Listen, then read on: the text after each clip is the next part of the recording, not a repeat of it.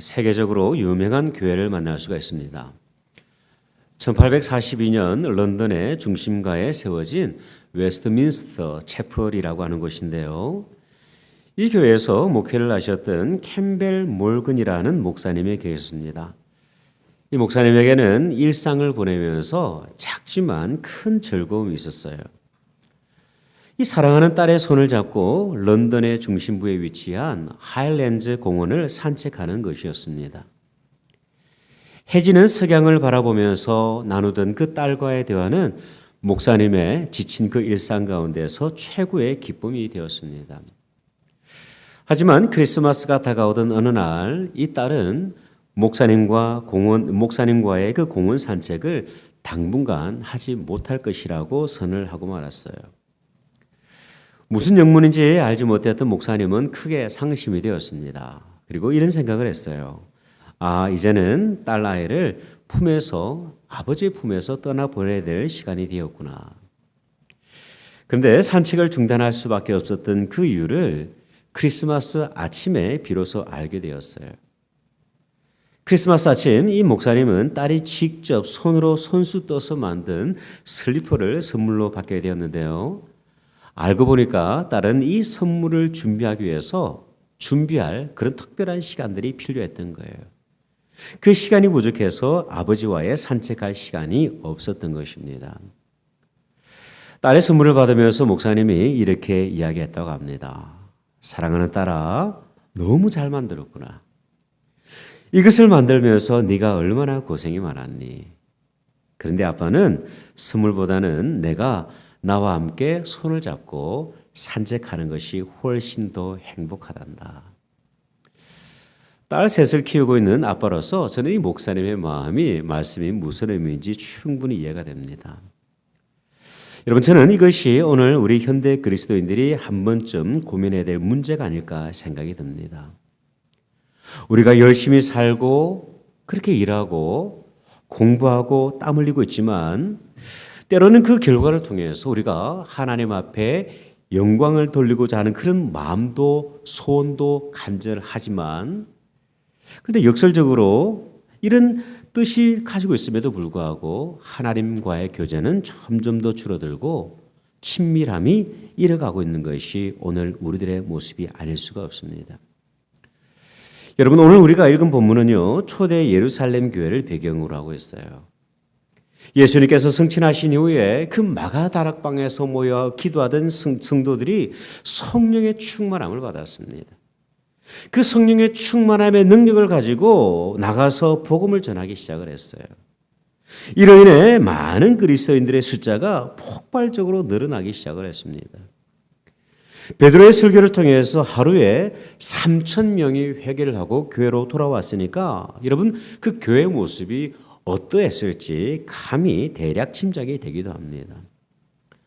성경학자들에 따르면 당시 예루살렘에 거주하던 그 그리스도인들의 숫자를 약 2만 명에서 2만 5천 명으로 추정을 하고 있어요. 이런 상황 속에서 사도들은요, 무척 분주해지기 시작을 했습니다. 그 분주함은 성도들을 구제하면서 더욱더 심해지게 되었는데요. 오늘 본문 1절을 보면 이렇게 기록이 됩니다. 그때의 제자가 더 많아졌는데, 다시 말하면 성도들이 더 많아졌는데 헬라파 유대인들이 자기의 과부들이 매일의 구제에 빠짐으로 히브리파 사람을 원망하였다 기록을 하고 있어요. 당시 예루살렘 교회는 구제 사역에 집중을 하고 있었습니다. 교회 내의 어려운 성도들, 특별히 홀로 사시던 그 여성들을 돕는 사역을 하고 있었는데요. 이 사역을 사도들이 중심이 되어서 이 사역을 감당하고 있었어요. 그런데 이 사역의 범위가 늘어나면서 점점 더 확장이 되면서 이런저런 문제가 발생하고 있었습니다. 소수의 사람들이 많은 일을 감당하다 보니까 자연스럽게 발생하는 그런 문제들이 있었던 거예요. 근데 여러분, 더더욱 안타까운 현상이 있었는데 그것이 뭐냐면 사역에 너무 분주했던 나머지 결코 포기해서는 안 될 그런 영적인 가치들을 이 사도들이 점점 더 놓치고 있었던 거예요. 여러분, 현대인들은 참으로 분주합니다. 자녀들은 공부하느라 바쁘고 부모님들은 일하느라 바쁘고 또 목회자는 목회하느라 무척 바쁩니다. 우리 모두가 예외 없이 분주해요. 유머 있는 어떤 사람들의 고백에 따르면 죽고 싶어도 죽을 시간이 없어서 죽지 못한다. 그런 이야기도 합니다. 얼마나 바쁘면 그런 이야기를 하겠어요. 여러분, 과연 이런 분주함은 저와 여러분의 영적인 삶에 과연 어떠한 영향을 끼치게 될까요? 가장 먼저 이 분주함이라는 것은 우리로 하여금 하나님의 말씀을 멀리하게 합니다. 제가 존경하는 그 목사님 가운데 미국 목회자인데요. 참 제가 좋아하는 유진 피터슨이라는 목사님이 계십니다. 이분이 얼마 전에 주님의 품에 안기셨는데요. 이분이 쓰신 책 가운데 목회자의 영성이라는 책이 있습니다. 이 책 속에서 목사님은 독자들에게 아주 흥미로운 질문 하나를 던지는데 그 질문이 뭐냐면 목회자 중에 가장 나쁜 목회자는 누구인가 하는 그런 질문이에요. 여러분들은 어떻게 생각하십니까? 어떤 목회자가 가장 악하고 나쁜 목회자일까요? 어떤 분들은 이렇게 말할 수가 있습니다. 목사님, 사랑이 없는 목회자가 참 나쁩니다. 인격적으로 흠 있는 목사가 참 나쁩니다. 때론 그런 이야기도 할 수 있어요. 게으른 목회자가 가장 나쁩니다. 또 어떤 분들은 이렇게 대답을 할 수가 있어요. 교회의 말을 잘 안 듣는 목사가 가장 나쁜 목사입니다. 근데 여러분, 이 유진 피터슨 목사님은 참 의외의 대답을 하고 있는데요. 그 대답이 뭐냐면 가장 바쁜 목회자가 가장 나쁜 목회자다, 그렇게 이야기를 하고 있어요. 그 이유는 너무나도 간단합니다. 삶이 너무 분주하다 보면, 살아가느라 너무 분주하다 보면 가장 가까이 해야 될 하나님의 말씀을 멀리 하기 때문에 그래요. 여러분, 오늘 본문 2절은요 이렇게 기록이 되고 있어요. 2절을 한번 보십시오. 12사도가 모든 제자를 불러 이르되 우리가 하나님의 말씀을 제쳐놓고 접대를 일삼는 것이 마땅하지 아니하다 말씀을 합니다. 부흥하고 있는 교회, 성장하고 있는 그 교회를 돌아보다 보니까, 성도들의 그 필요를 살피다 보니까 정작 이 사도들은요 하나님의 말씀을 멀리하고 있었던 것이죠. 이 사실을 본문 4절은 다시 한 번 더 강조를 하고 있습니다. 우리가 말씀 사역에 더욱더 힘쓰겠다, 그렇게 고백을 하고 있어요. 무슨 의미입니까? 말씀 사역에 집중하지 못하고 있다는 것을 의미를 하고 있는 것이죠. 여러분, 참으로 역설적이에요. 우리가 하나님 나라의 일을 하면서 정작 가까이 해야 할 하나님의 말씀을 너무나도 멀리하고 있는 거예요. 여러분, 사도에게 있어서 가장 우선순위가 무엇입니까? 하나님의 말씀을 읽고 묵상하고 그 말씀으로 먹이는 것이 사도의 가장 첫 번째 되는 본분임에도 불구하고, 그러나 이 분주함은 사도들로 하여금 그 하나님의 말씀 앞에서 점점 더 멀어지게 하고 있었던 거예요. 여러분, 이것은 목회자만의 이야기는 아니에요. 사실 우리 모두가 경청해야 될 이야기의 모습입니다. 기독교 사상가 C.S. 루이스가 쓴 스크루테이프의 편지라는 책이 있습니다. 이 책은 고참 악마인 스크루테이프라는 인물이 조카 웜우드에게 하나님의 백성들을 무력화시키는 31가지의 전략을 소개하고 있어요. 그 중에는 아주 의미 있는 이런 이야기가 있습니다. 어느 날 이 고참 악마 스크루테이프가 영국 대형 박물관에서 독서를 즐기고 있던 골수 무신론자를 만나게 돼요. 그런데 독서를 하고 있던 이 무신론자는 문득 지나온 20년의 그 무신론자 생활을 마감을 하고 하나님 앞으로 나아가려고 하는 그런 마음을 품게 됩니다. 그러면서 그가 읽고 있던 책을 널어놓고 기독교 서적을 잡게 되는데요. 이 장면을 지켜보고 있던 이 스크루테이프는 지난 20년 동안 쌓아왔던 그 공든탑이 무너질 것 같은 그런 위기의식을 느끼게 됩니다. 이때 스크루테이프는요, 이전보다 더 강력한 방법으로 이 무신론자를 유혹을 하게 되는데, 여러분, 그 방법이 뭔지 혹시 아십니까? 이 무신론자에게 점심시간이 다가왔음을 알려주는 것이었어요. 이 스크루테이프 유혹에 넘어간 무신론자는요, 속으로 이렇게 생각을 합니다. 그러고 말을 해요. 그래, 점심 먹고 와서 개운한 머리로 하나님에 대해서 다시 한번 생각해 보자. 이 무신론자의 고백을 들은 스크루테이프는요, 전세가 자신에게 기울었음을 확신을 하게 됩니다. 이 스크루테이프의 유혹은요, 여기서 그치지를 않아요. 점심 식사를 마친 무신론자에게 어떻게 유혹을 하냐면 습관신문이 나왔다고 외치는 그 신문팔이 소년을 만나게 합니다. 그리고 73번 버스를 보여주면서 믿음에 대한 고민이 사라질 수 있도록 번잡하고 분주한 상황을 만들어 가게 되는 것이죠. 이것이 바로 조카에게 전하는 스크루테이프의 조언이었습니다. 여러분, 삶의 분주함은 우리로 하여금 하나님의 말씀을 멀리하게 합니다. 영혼의 양식인 그 하나님을 우리로 하여금 충분히 섭취하지 못하게 하므로 우리의 영혼을 피폐하게 하고 메마르게 만들게 되는 것이죠. 이 분주함은 우리로 하여금 하나님을 점점 더 멀리하게 하는 것입니다. 저와 여러분이 열심히 사는 건 너무나도 중요합니다. 크리스찬의 기본적인 삶의 모습이에요. 또한 바쁘게 사는 것도 참 중요합니다. 세월을 낭비하지 않고 열심히 살아가는 것, 축복으로 허락하신 하루를 낭비하지 않고 살아가는 것이 참으로 중요합니다.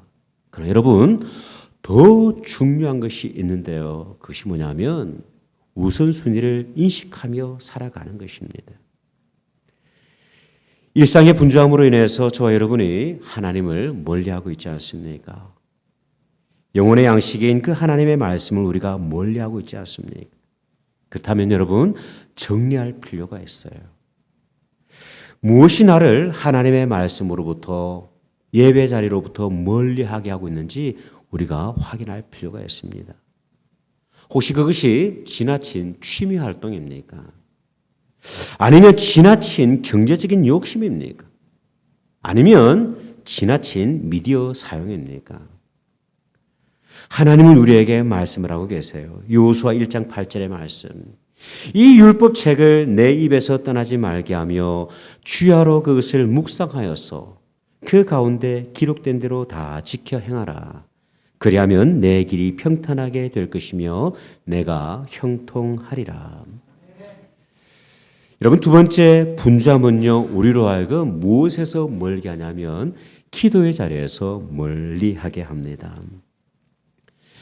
여러분, 이 사도들이요, 바쁘게 사역을 하면서 놓치고 있었던 또 다른 하나가 있었는데 그것이 무엇일까요? 기도입니다. 참으로 역설적이에요. 사역하느라 정말 바쁜데 하나님의 나라 일을 하고 있는데 정작 하나님의 말씀과 기도를 멀리하고 있는 거예요. 여러분, 3절과 4절의 말씀을 한번 보십시오.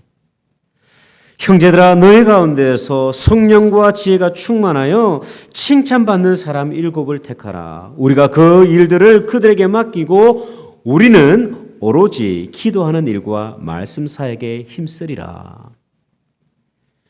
여러분, 분주함이 초래하는 또 다른 위험한 요소가 있는데요. 그것이 뭐냐면 기도에 집중하지 못하게 하는 것입니다. 종교개혁가인 마틴 루트의 일기를 보면 이런 내용이 있어요. 최근 들어서 나는 더욱더 바빠지고 있다. 그래서 더 많이 기도해야 되겠다라고 하는 고백이 있습니다. 어떤 설교자들은요, 이 루트의 일기를 인용을 하면서 현대인의 삶이 참으로 분주하지만 그럼에도 불구하고 우리는 기도할 수 있다, 그렇게 강조하기도 합니다. 저도 부분적으로 동의하는 것이 있습니다. 삶이 분주하지만 깊은 영성을 소유한 사람들은요, 없는 시간을 쪼개서 만들어서 기도합니다. 교회를 찾지 않을 때는 자신의 집 한켠에서 하나님 앞에 무릎을 꿇고 기도하는 그런 거룩한 모습들이 있어요. 그런데 보편적인 그리스도인들이 경험하는 현실은 조금 다릅니다. 시간이 확보가 되지 않으면 우리는 기도하지 못하는 그런 안타까움이 우리 가운데 있어요. 여러분, 하루를 살아가면서 우리가 하나님과 더불어 긴밀히 기도할 수 있는 시간이 얼마나 있던가요? 사실 목사인 저도 시간을 내서 기도하는 것이 무척 어려운 것이 현대인의 삶의 모습입니다. 고난을 목전에 두신 예수님께서 기도하시기 위해서 제자들과 함께 겟세마네 동산에 오르셨어요. 이때 주님은 제자들에게 말씀하셨습니다. 여기 머물며 나와 함께 깨어 있으라. 기도함으로 말미암아 주님과 그 고난에 동참할 것을 말씀을 하신 거예요. 그런데 주님께서 돌아오셨을 때 제자들은 고난 잠에 빠져 있었습니다. 주님은 잠들어 있던 이 제자들을 보시면서 하셨던 말씀이 있어요. 마태복음 26장 43절인데요. 다시 오사 보신즉 그들이 자니 이는 그들의 눈이 피곤함일러라. 영어 성경은 이렇게 번역이 되고 있습니다. When he came back, he again found them sleeping because their eyes were heavy라고 번역을 하고 있어요. 이 제자들의 눈꺼풀이 너무나도 무거웠던 거예요. 육체적으로 너무 피곤했던 거예요. 여러분, 육체의 피곤함과 분주함은 저와 여러분이 하나님 앞으로 나아가서 기도하는 일에 대해서 방해하는 요소가 된다는 사실이에요. 매일의 새벽 기도에는 저에게 축복이자 도전이 됩니다. 먼저 이 새벽 기도를 통해서 하나님 앞으로 조금 더 가까이 나가는 은혜가 있어요. 세상의 소음이 들려오기 전에 가장 먼저 하나님의 음성을 제 마음과 귀에 담을 수 있는 정말 축복의 시간입니다. 이 시간을 통해서 하나님의 뜻을 간구하며 주님의 마음을 묵상하는 참 축복의 시간이 됩니다. 힘들어도 이 시간만큼은 정말 포기할 수 없는 소중한 시간이에요. 이와 더불어 새벽 기도에는요, 저에게 도전이 되기도 합니다. 바쁜 일정으로 인해서 늦게 잠을 청하게 되면 그 다음날의 새벽 기도에는 무척 힘이 들어요. 정신을 차리고 기도를 하려고 해도 기도에 집중이 되지를 않는 거예요. 때로는 중언부언이 되기도 하고 때로는 의무적으로 기도하게 되는 그런 안타까움을 제가 경험을 하고 있습니다. 여러분들이 목사에게 기도에 영성이 없어서 그렇습니다라고 책망할 수 있을지도 모르겠으나 육체의 한계를 지닌 인간의 연약함은 우리가 부인할 수가 없는 거예요. 미국 최초의 침례교 파송 선교사였던 아도니람 제더슨 선교사는 우리에게 이렇게 조언을 하고 있습니다. 가능하다면 당신의 잡다한 일들을 정리하십시오. 그러면 단지 경건한 행위뿐만 아니라 은밀히 우리가 하나님 앞에 기도하고 하나님과 더불어 교통하는 일에 매일 2-3시간을 쉽게 낼 수 있을 것입니다. 여러분, 기도는 영혼의 호흡이에요. 육신의 호흡이 단절이 되면 육신이 죽어가듯이 우리에게 있어서 기도가 단절이 되게 될 경우는 우리의 영혼이 점점 더 죽어가기 시작을 하는 거예요. 그렇기 때문에 우리가 기도하기 위해서 반드시 선행되어야 될 것이 있는데 그것은 뭐냐면 삶의 분주함들을 정리하는 거예요. 가지치기를 하는 것입니다. 불필요한 모든 것들을 정리하고 하나님 앞에 서는 훈련이 우리 가운데 필요한 것이죠. 마지막으로 분주함은 우리로 하여금 기쁨을 멀리하게 합니다. 누가복음 10장을 보면요, 예수님께서 이 마르다와 마리아의 집을 방문하셨어요. 예수님께서 이 마르다의 집을 방문한다는 소식을 들은 이 그녀가 분주하게 음식을 준비하고 있었습니다. 성경이 기록하고 있는 그날의 분위기를 보면 정말 진수성찬을 준비하고 있었던 것 같아요. 아마 상다리가 부러질 만큼 많은 음식을 준비했던 것 같아요. 그런데 주님께서 방문하시던 그 복된 그날에 이 마르다가요, 기쁨을 잃어버렸어요. 놓쳐버렸어요. 기쁨을 놓칠 뿐만 아니라 불평과 불만의 마음으로 가득 차 있었습니다. 여러분, 그 이유가 무엇일까요? 40절을 보니까 이렇게 기록이 됩니다. 마르다는 준비하는 일이 많아서 마음이 분주한지라. 예수께 나아가 이르되 주여 내 동생이 나 혼자 일하게 두는 것을 생각하지 아니하십니까? 그를 명하셔서 나를 도와주라 하십시오. 그렇게 간청을 합니다.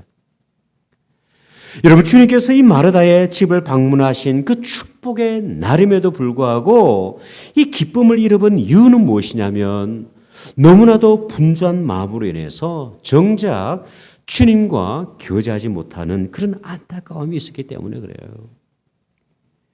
이어지는 41절을 보면 마르다에게 주님께서 이렇게 말씀을 하십니다. 주께서 대답하여 이르시되 마르다야 마르다야 내가 많은 일로 염려하고 근심하지만 몇 가지만 하든지 혹은 한 가지만이라도 족하니라. 마리아는 이 좋은 편을 택하였으니 빼앗기지 아니하리라 말씀하셨어요. 주님은 이 기쁨을 잃어버리고 있던 이 마르다에게 많은 일보다는 번잡함과 분주함보다는 중요한 일과 반드시 선택해야 할 일을 말씀을 하신 거예요. 여러분, 하나님의 일에 열심을 내는 많은 사람들이 범할 수 있는 실수가 있는데 그것은 뭐냐면 때로는 지나친 욕심으로 인해서 오히려 섬김의 기쁨과 봉사의 기쁨을 놓쳐버리는 것입니다.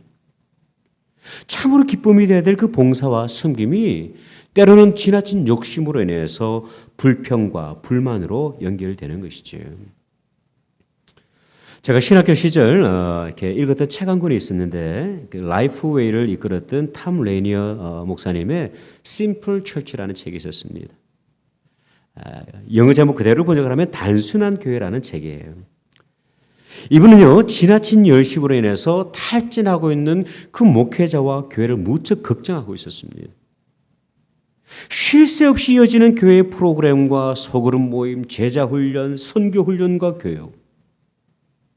그런데 오히려 이런 분주함이 그리스도인들의 영성을 약화시키고 있음을 지적을 하고 있어요.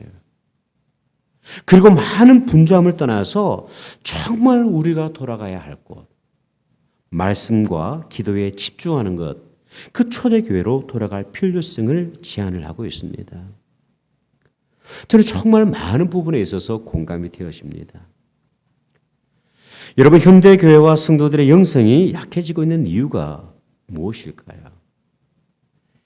배움이 부족해서 그렇습니까? 설교를 적게 들어서 그렇습니까? 신학 교육이 없어서 그렇습니까? 아니에요. 본질은 단 하나입니다. 우리가 하나님의 말씀 앞에 온전히 서지를 못하는 거예요. 듣는 것은 많이 듣는데 정작 내 영혼이 하나님 앞에 그 말씀 앞에 서지를 못하는 거예요. 그 말씀을 붙들고 하나님 앞에서 기도하지 못하는 거예요. 많은 것을 먹지만 기도를 통해서 그 많은 말씀들을 우리가 소화를 시켜 나가야 함에도 불구하고 소화를 시키지를 않는 거예요. 그러다 보니까 영적인 당뇨병에 빠지게 되는 것입니다. 참으로 위험한 거예요. 여러분, 많은 배움이 중요한 게 아니에요. 많은 지식이 중요한 게 아닙니다. 여러분, 우리 1세대 성도님들을 한번 생각해 보십시오. 그들이 우리들보다 지식이 많았습니까? 아니에요. 어떤 분들은 한글 그 자체를 깨우치지 못해서 그냥 듣는 성경으로 하나님의 말씀을 듣지 않았습니까?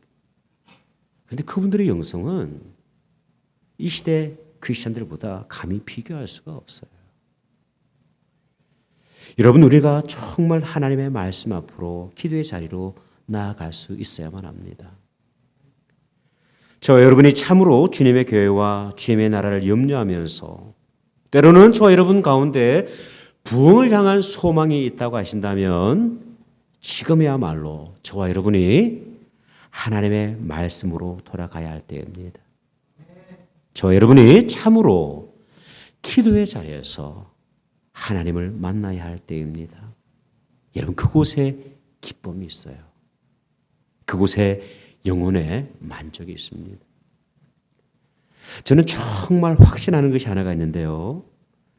우리 교회가 참으로 하나님 앞에서 건강하게 세워지는 길, 우리 교회가 참으로 하나님 앞에서 부흥하고 영적으로 부흥하는 길은요, 환경의 변화가 아니에요. 목회자가 늘어나는 것이 아닙니다. 프로그램이 많아지는 게 아니에요. 현대식 건물로 우리가 세워나가는 것이 결코 아닙니다. 우리의 부흥은 본질로 돌아가는 거예요. 저와 여러분은 각자 인생이 그 분주함들을 내려놓고 하나님의 말씀 앞으로 나아가는 거예요.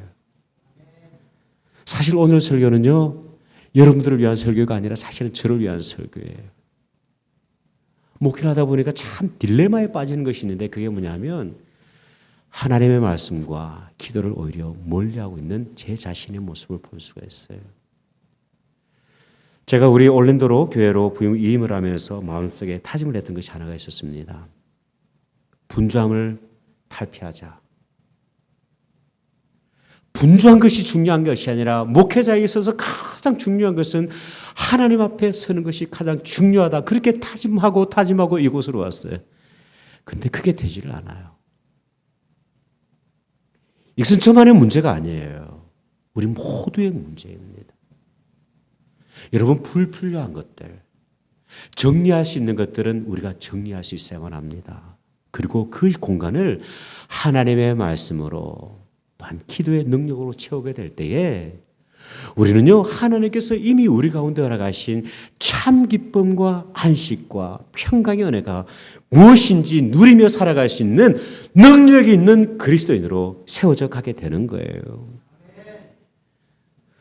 오늘을 살아가는 현대인들에게 바쁘다는 말은요, 참 부정적인 의미가 아닙니다. 참 긍정적인 의미예요.